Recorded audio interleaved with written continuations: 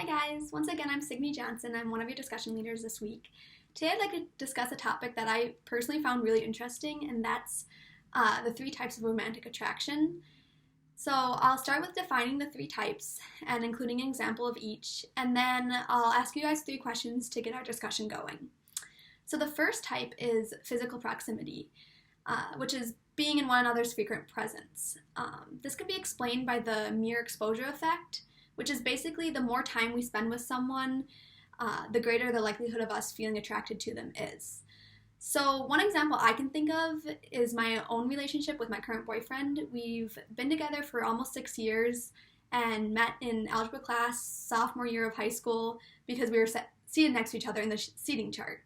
And so, throughout the year, the more we sat next to each other and the more time we spent with each other, the more attracted we felt to that other person. And then we moved away to college and went to different colleges and did the whole distance thing, and that was a lot harder. And when I finally transferred here to UW, which he had already been attending, it was much easier, and we felt more attracted to each other because we were, able to see each other a lot more often, and we're around each other all the time. And so to me, this concept makes a lot of sense.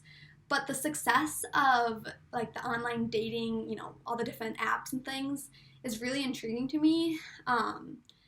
But in lecture we learned that there's a couple of reasons for this success, and that's because it offers a greater population of people to choose from. So kind of the fish in the sea, the more there is, it's easier to pick someone and find someone who's compatible with you. And then they also use algorithms, so it helps weed out people who you aren't compatible with right off the bat. And then finally, dating sites attract a certain type of person, so people using them are already share certain similarities, which make them more compatible with each other and more attracted to them. The second type is equity. This can be explained by the social exchange theory, which is basically individuals are attracted to those who share similar resources, such as physical attractiveness, wealth, or sense of humor. These can be different types of resources as long as they're of equal amount. So someone who's extremely wealthy but not as good looking could still find someone who's extremely attractive but not as well off or successful.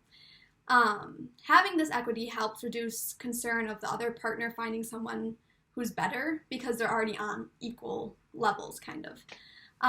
The third type of attractiveness is similarity, and this is where individuals share similar backgrounds, beliefs, values, or interests.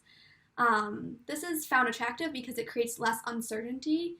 It's what we're used to, and so I think that this kind of helps explain the reason for the advice of, date someone like your mom or your dad, so that these individuals already share similar traits, beliefs, or characteristics, and so, you're used to that, and you find that attractive because of the similarity.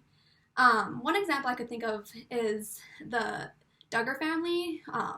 They're best known for their TV show on TLC called 19 Kids and Counting, as well as their more recent one, Counting On. They're a family made up of 19 kids, and they're devout and independent Baptists with very strong beliefs that their lives are in the hands of God and that they should save physical aspects of relationships until after marriage, as well as they don't believe in using birth control, among other beliefs. But several of their children in recent years have started courting, getting married, and starting their own families.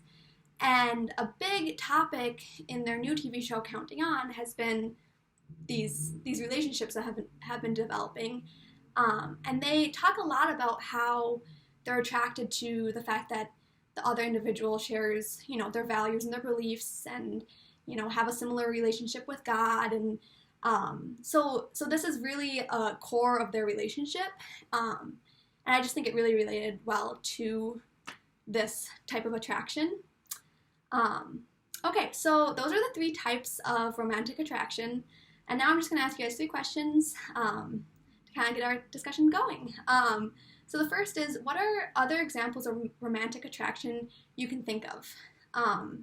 The second is, if any of you have been in a romantic relationship, of your own. What type of attraction did you experience? Why do you think this was? And then the final is, what do you think is the most common type of romantic attraction, and why? Okay, I look forward to hearing your responses and discussing with you guys.